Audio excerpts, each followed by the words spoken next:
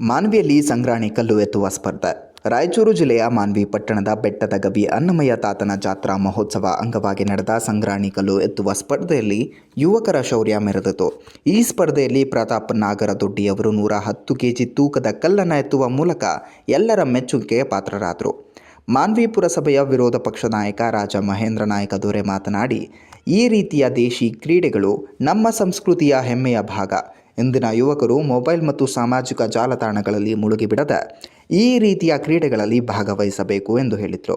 ಕಾರ್ಯಕ್ರಮದಲ್ಲಿ ಮೊದಲ ಬಹುಮಾನ 11 ತೊಲ ಬೆಳ್ಳಿ ಖಡ್ಗವನ್ನು ರಾಜ ಮಹೇಂದ್ರ ನಾಯಕ ನೀಡಿದರು.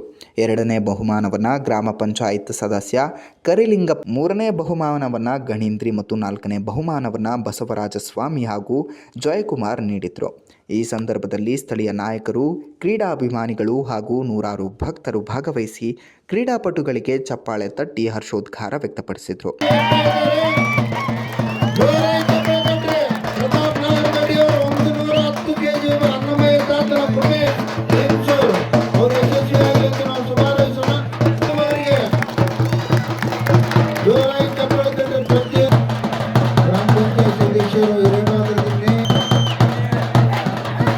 ರಮೇಶ್ ಅವರು 105